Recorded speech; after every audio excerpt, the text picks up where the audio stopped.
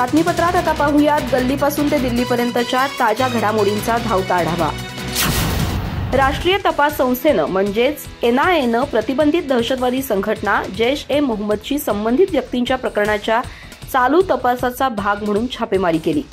NIAनं 5 राज्यांमध्ये 19 ठिकाणी शोध घेतला। जम्मू काश्मीर, आसाम, महाराष्ट्र आणि उत्तर प्रदेश आणि गुजरातमधील संशयितांच्या संबंधित ठिकाणांवर छापा मारला। यात महाराष्ट्रातील अमरावती आणि भिवंडीमधून एका तरुणाला ताब्यात घेतलंय। तरुण पाकिस्तानी संघटनेच्या संपर्कात होता, त्याची कसून चौकशी सुरू केली आहे। अमरावतीमधील एक तरुण पाकिस्तानच्या संपर्कात असलेली माहिती NIAला मिळाली। त्यानंतर NIAच्या पथकानं बुधवारी थेट अमरावती गाठत त्याला रात्री 12 वाजण्याच्या सुमारास ताब्यात घेतलं। त्याची चौकशी सुरू केली। तो तरुण पाकिस्तानी संघटनेच्या कसा संपर्कात आला, अमरावती किंवा भारतात त्यांच्यासोबत कोण आहे, तो कोणत्या दहशतवादी संघटनेच्या संपर्कात आला का, याबद्दल तपास सुरू आहे। मागील वर्षी डिसेंबर महिन्यातच भिवंडीच्या पडघा गावात NIAनं मोठी कारवाई केली होती। या ठिकाणावर 7 ते 8 जणांना ताब्यात घेतलं होतं। पुण्यात सापडलेल्या दहशतवादी प्रकरणानंतर पडघा गावातून 2 ते 3 जणांना अटक करण्यात आली होती। राज्यात महायुती सरकार लाडकी बहीण योजनेमुळे सत्तेवर आलंय। बाळासाहेब थोरात आणि पृथ्वीराज चव्हाण आणि माझा पराभव लाडकी बहीण योजनेमुळे झालाय, असं काँग्रेसचे माजी आमदार कैलास गोरंट्याल यांनी म्हटलंय। दरम्यान कैलास गोरंट्याल पुढे बोलताना म्हणाले की महायुती सरकार लाडक्या बहिणींच्या नावानं सत्तेवर आलंय। आता त्यांना या योजनेचा लाभ महिलांना द्यायचा नाही असं त्यांनी ठरवलंय। बहिणींसाठी आम्ही रस्त्यावर उतरणार आहोत। जालना लाडकी बहीण योजनेचे निकष बदलण्याच्या हालचाली शासन स्तरावर होत आहेत। मात्र सदर योजनेच्या निकषात बदल केल्यास लाडक्या बहिणींना सोबत घेऊन तीव्र आंदोलन छेडण्यात येईल, असा स्पष्ट इशारा काँग्रेसचे माजी आमदार कैलास गोरंट्याल यांनी दिलाय। लाडक्या बहिणींच्या बळावरच राज्यात महायुतीनं पुन्हा एकदा सत्ता हस्तगत केली। मात्र आता सत्तेवर येण्यापूर्वीच लाडकी बहीण योजनेच्या निकषात बदल करण्याच्या हालचाली शासन स्तरावर सुरू असल्याचं दिसून येत आहे।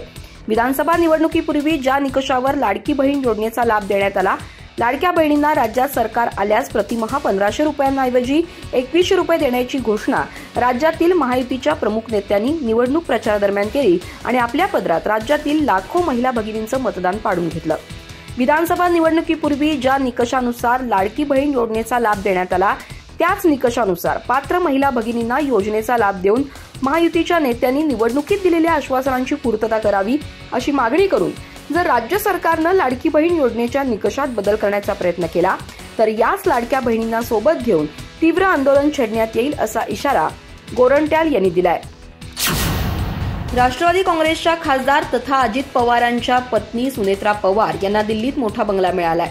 सामान्यतः पहिल्यांदा खासदार होणाऱ्या व्यक्तीला असा मोठा बंगला मिळत नाही, पण महाराष्ट्र विधानसभा निवडणुकीतील राष्ट्रवादीच्या यशामुळे सुनेत्रांना हा बंगला देण्यात आल्याची चर्चा राजकीय वर्तुळात रंगली आहे। विशेषतः याचा संबंध अजित पवारांच्या दिल्लीत वाढलेल्या दबदब्याशीही जोडला जातोय। टाइम्स ऑफ इंडियाच्या वृत्तानुसार सुनेत्रा पवार यांना दिल्लीच्या लुटियन्सच्या 11 जनपथवरील टाईप 7 बंगला देण्यात आलाय। खास गोष्ट म्हणजे हा बंगला राष्ट्रवादी काँग्रेस शरदचंद्र पवार पक्षाचे अध्यक्ष शरद पवार यांच्या 6 जनपथ स्थित टाईप 8 बंगल्याला अगदी चिकटून आहे। शरद पवार इथं आपल्या कन्या खासदार सुप्रिया सुळे यांच्यासोबत राहतात। सिनियर पवार हे अजित पवार यांचे चुलते आहेत। लुटियन्समधील सुनेत्रा पवार यांचा टाईप 7 बंगला सध्या चांगलाच चर्चेत आलाय, कारण सुनेत्रा यंदा प्रथमच खासदार बनल्यात। या संबंधीच्या वृत्तानुसार पहिल्यांदा खासदार म्हणून संसदेत पोहोचलेल्या व्यक्तीला दुसऱ्या सर्वोच्च श्रेणीचा बंगला दिला जात नाही, पण सुनेत्रांना तो देण्यात आलाय। उल्लेखनीय बाब म्हणजे सुनेत्रा पवार यांना लोकसभा निवडणुकीत खासदार सुप्रिया सुळे यांच्याकडून पराभव पत्करावा लागला होता। त्यानंतर राष्ट्रवादीनं त्यांना राज्यसभेवर पाठवलं होतं। ही घटना लोकसभा निवडणुकीनंतर काही दिवसातच घडली होती। लोकसभा निवडणुकीत राष्ट्रवादी काँग्रेसला केवळ 1 जागा मिळाली होती, पण त्यानंतर झालेल्या विधानसभा निवडणुकीत राष्ट्रवादीला तब्बल 41 जागा मिळाल्या। या उलट शरद पवारांच्या राष्ट्रवादीला अवघ्या 10 जागांवर समाधान मानावं लागलं। या कामगिरीमुळे अजित पवारांची दिल्लीतील ताकद वाढली आहे। त्यामुळे सुनेत्रा पवार यांना दिल्लीत मोठ्या बंगल्याचं वाटप करण्यात आल्याची चर्चा आहे। राज्यात नवं सरकार स्थापन झालं असून आता प्रवाशांच्या खिशाला झळ बसण्याची शक्यता आहे, कारण लाल परीचा प्रवास महागणार आहे। राज्य परिवहन महामंडळाकडून एसटीची भाडेवाढ करण्याचा प्रस्ताव शासनाकडे सादर केलाय। कर्मचाऱ्यांचं वाढतं वेतन, इंधन दरवाढ तसंच इतर सुट्ट्या भागांची दरवाढ झाल्यानं तिकीट भाडेवाढ करण्याचा प्रस्ताव दिला जाणार असल्याचं एसटी महामंडळाचे अध्यक्ष भरत गोगावले यांनी स्पष्ट केलंय। यावरून एसटी महामंडळाचे अध्यक्ष भरत गोगावले प्रवाशांना झटका देण्याच्या तयारीत आहेत। महामंडळाच्या प्रस्तावावर राज्य सरकार नेमका काय निर्णय घेणार हे पाहणं महत्त्वाचं ठरणार आहे। भाडेवाढीवर शिक्कामोर्तब होणार की प्रवाशांना दिलासा दिला जाणार हेही लवकरच स्पष्ट होईल। मागील काही वर्षांपासून भाडेवाढ झाली नसल्यानं महामंडळ भाडेवाढीसाठी आग्रही आहे। त्यामुळे राज्यातील प्रवाशांना लवकरच भाडेवाढीला सामोरं जावं लागण्याची शक्यता असल्याचे संकेत भरत गोगावले यांनी दिले. भरत गोगावले यांनी महामंडळाच्या वरिष्ठ अधिकाऱ्यांची बुधवारी बैठक घेतली. भंडारा आणि नाशिक येथील बसचा अपघात तसंच नुकत्याच बेस्ट चालकांकडून घडलेल्या अपघाताच्या पार्श्वभूमीवर ही बैठक घेण्यात आली. प्रवाशांना सुरक्षित सेवा देण्याच्या उद्देशानं चालक प्रशिक्षण, चालकांची निवड चाचणी, त्यांचं मानसिक आरोग्य याबरोबरच तांत्रिकदृष्ट्या निर्दोष वाहन उपलब्ध करून देण्याबाबत या बैठकीत चर्चा करण्यात आली. महामंडळाकडे सुमारे 14,000 बस आहेत, परंतु त्या प्रवाशांसाठी अपुऱ्या पडतात. त्यातील अनेक बस जुन्या झाल्यात. याचा विचार करून निविदापात्र संस्थांनी नवीन बसचा वेळेत पुरवठा करणं आवश्यक होतं. मात्र या संस्था बस पुरवण्याबद्दल सक्षम का नाहीत याचा पाठपुरावा करून त्यांना कारणं दाखवा नोटीस पाठवण्याच्या सूचना गोगावले यांनी महामंडळ प्रशासनाला दिल्या. संसदेच्या हिवाळी अधिवेशनाच्या 13व्या दिवशी गुरुवारी भाजपनं राज्यसभेत शून्य प्रहरात अविश्वास प्रस्तावाचा मुद्दा उपस्थित केला. भाजप अध्यक्ष आणि आरोग्यमंत्री जे.पी. नड्डा म्हणाले की विरोधक राज्यसभेचे अध्यक्ष जगदीप धनखड यांना चीअर लीडर म्हणतात, त्यांची नक्कल करतात. सोनिया आणि सोरेस यांच्यात काय संबंध आहे हे काँग्रेस का सांगत नाही? नड्डा बोलत असताना विरोधकांनी गदारोळ केला. काँग्रेसचे प्रदेशाध्यक्ष मल्लिकार्जुन खरगे यांनी 2दा उठून बोलण्याचा प्रयत्न केला, मात्र बोलता आलं नाही. या गदारोळामुळे राज्यसभेचे कामकाज दुपारी 2 वाजेपर्यंत तहकूब करण्यात आलं. दुसरीकडे लोकसभेला सुरुवात होताच टीएमसी खासदार कल्याण बॅनर्जी यांनी ज्योतिरादित्य सिंधिया यांच्या विरोधात केलेल्या वक्तव्यावरून गदारोळ झाला. सभापती ओम बिर्ला म्हणाले, बुधवारी सभागृहात जे काही झालं ते योग्य नव्हतं. कल्याण बॅनर्जी यांनी सभागृहाची माफी मागितली आहे. टीएमसी खासदार सिंधिया यांना म्हणाले होते, तुम्ही लेडी किलर आहात, दिसायला सुंदर आहात म्हणजे चांगले व्यक्ती असाल असं नाही, तुम्ही खलनायकही असू शकता. गुरुवारी विरोधकांनी संसदेबाहेर केंद्र सरकार विरोधात निदर्शनं केली. विरोधी खासदारांनी देश नाही बिकने देंगे असं पोस्टर लावून निदर्शनं केली. तसंच अदानी प्रकरणाची जेपीसी मार्फत चौकशी करण्यात यावी अशी मागणी केली. अमेरिकेत उद्योगपती गौतम अदानी यांच्यासह 8 जणांवर कोट्यवधी रुपयांची फसवणूक केल्याचा आरोप आहे. युनायटेड स्टेट्स अटर्नी ऑफिसचं म्हणणं आहे की भारतात सौर ऊर्जेशी संबंधित कंत्राटं मिळवण्यासाठी अदानी यांनी भारतीय अधिकाऱ्यांना सुमारे 2200 कोटी रुपये लाच दिली किंवा देण्याची योजना आखली होती. शरद पवार यांचा आज 85वा वाढदिवस आहे. अजितदादा आले, त्यांच्यासोबत अनेक नेते आले, ही चांगली गोष्ट आहे. शेवटी हीच तर आपली संस्कृती आहे आणि ती जपली पाहिजे. ते जपणं ही आपली सर्वांची जबाबदारी आहे, असं राष्ट्रवादीचे आमदार रोहित पवार यांनी म्हटलंय. दरम्यान रोहित पवार पुढे बोलताना म्हणाले की कधी कधी फक्त एखादा नेता भेटून वाढदिवसाच्या शुभेच्छा इतकं म्हणून जरी बाहेर आला तरी बाहेर चर्चा सुरू होते. त्यामध्ये काही अर्थ नाही. त्यापेक्षा आपली संस्कृती जपणं हे महत्वाचं आहे.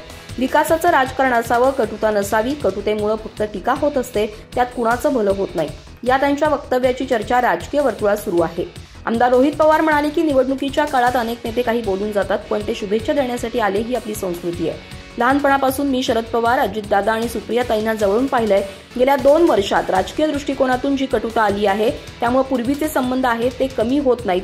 कटुता आली की तिथं केवळ टीका होते, लोकांचं भलं होत नाही. त्यामुळे या लोकांनी जी सकारात्मक भूमिका घेतली ती स्वागतार्ह आहे. रोहित पवार म्हणाले की आपल्याला असं सकारात्मक राजकारण बघायला मिळत आहे ही आमच्या सारख्यांसाठी अतिशय चांगली गोष्ट आहे. विकासाचं राजकारण असावं, कटुता नसावी. कटुतेमुळे फक्त टीका होत असते, त्यात कुणाचं भलं होत नाही. कौटुंबिक संबंध जपण्याची जबाबदारी आधीच्या पिढीनं घेतली असेल तर ही बाब स्वागतार्ह आहे. पूर्वी पवार कुटुंब म्हणून आम्ही सगळे एकत्र भेटायचो, पण निवडणुकीच्या काळात आम्हाला भेटता आलं नव्हतं. काँग्रेस नेते विजय वडेट्टीवार यांनी एकनाथ शिंदे आणि अजित पवार यांच्यावर टीका केली. पळताही येईना आणि धरता येईना अशी दोन्ही पक्षांची स्थिती असल्याचं विजय वडेट्टीवार म्हणाले. विजय वडेट्टीवार यांनी आज सकाळी माध्यमांशी संवाद साधला. यावेळी बोलताना त्यांनी एकनाथ शिंदे आणि अजित पवारांवर टीका केली. तसंच अधिवेशनाबाबतही त्यांनी भाष्य केलं. सरकारनं चर्चेविना घाईघाईनं बिलं मंजूर करू नयेत असं ते म्हणाले. विजय वडेट्टीवार यांनी मंत्रिमंडळ विस्तारावरही भाष्य केलं. जे जे मिळेल, जे जे देतील ते घ्या, नाहीतर तुम्ही घरी आराम करा, कारण ते बार्गेनिंग करू शकत नाहीत अशी स्थिती आताच्या भाजप सरकारनं आणलेली आहे.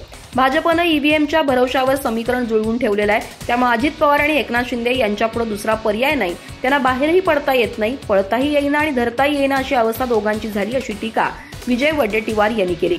विजय वडेट्टीवार यांनी यावेळी हिवाळी अधिवेशनावरही भाष्य केलं. हिवाळी अधिवेशनात आता कोणतेही प्रश्न उपस्थित करता येत नाहीत, कारण त्याला एक मुदत असते, ती आता आपल्याकडे नाही. सध्या लक्षवेधीची एक संधी आहे, बाकी बिलांवरच चर्चा होणार असल्याचं वडेट्टीवार म्हणाले. महाराष्ट्रातील ज्वलंत प्रश्न उपस्थित करण्यासाठी, चर्चा घडवून आणण्यासाठी महाविकास आघाडीकडून प्रस्ताव देऊ असंही वडेट्टीवार यांनी सांगितलं. अधिवेशनामध्ये 10 ते 12 बिलं येणार असून आवश्यक असलेल्या बिलांवर विस्तृत चर्चा व्हावी अशी आमची मागणी असणार आहे.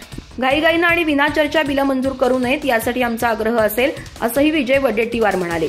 लक्षवेधीच्या माध्यमातून शेतकऱ्यांचे विविध प्रश्न, राज्यातील कायदा सुव्यवस्था प्रश्न मांडणार असल्याचं विजय वडेट्टीवार म्हणाले. परभणीमध्ये कोम्बिंग ऑपरेशनच्या नावाखाली पुन्हा एकदा आंबेडकरी अनुयायांचे आयुष्य आणि भविष्य उद्ध्वस्त करण्याचा प्रयत्न राज्य शासनाकडून चालू असेल तर आम्ही त्याचा निषेध करतो, असं ठाकरे गटाच्या उपनेत्या सुषमा अंधारे यांनी म्हटलंय. सुषमा अंधारे म्हणाले की परभणीत काल संध्याकाळपासून कोम्बिंग ऑपरेशन सुरू असल्याचं समजतंय. काळजीवाहू मुख्यमंत्र्यांनी राजीनामा दिल्यानंतर 10 दिवसांपेक्षा अधिक कालावधी उलटून गेला, मात्र अजूनही राज्याला गृहमंत्री लाभलेला नाही. सुषमा अंधारे म्हणाले की घडलेल्या घटनेची चौकशी करण्याऐवजी कोम्बिंग ऑपरेशनच्या नावाखाली अशा पिढ्या उद्ध्वस्त करणं आणि बर्बाद करणं याचा आम्ही तीव्र शब्दात निषेध करतो. कोम्बिंग ऑपरेशनच्या नावाखाली पुन्हा एकदा आंबेडकरी अनुयायांचे आयुष्य आणि भविष्य उद्ध्वस्त करण्याचा प्रयत्न राज्य सरकारकडून चालू असेल तर निश्चितपणे हा अत्यंत निंदनीय आहे, असं म्हणत त्यांनी सरकारवर निशाणा साधला. सुषमा अंधारे म्हणाल्या की परभणी हा अत्यंत संवेदनशील एरिया आहे. सगळ्या आंबेडकरी चळवळीतील पॅन्थरांचे निवासस्थान परभणीत आहे. डॉ. बाबासाहेब आंबेडकर यांच्या पुतळ्याजवळ संविधानाची प्रतिकृती उद्ध्वस्त केली जाते. त्याची प्रतिक्रिया येणं अत्यंत सहज आणि स्वाभाविक आहे. यावेळी आंबेडकरी चळवळीतील अनुयायांनी जो बंद पुकारला त्या संबंधात पोलिसांकडून पूर्व प्रतिबंधात्मक कारवाई करण्यात आली नाही. सुषमा अंधारे म्हणाल्या की व्यापार पेठेला तशी कल्पना देणंही अपेक्षित होतं. जेव्हा ती घटना घडली तेव्हा काही लोकांनी त्यांची दुकानं चालू ठेवली. संतप्त आंबेडकरी अनुयायांनी काही दुकानं बंद करण्यासाठी जी पावलं उचलली त्याचं समर्थन करता येत नाही, परंतु अशा घटनेसाठी पोलीस व्यवस्था आणि गृह खातं जबाबदार आहे.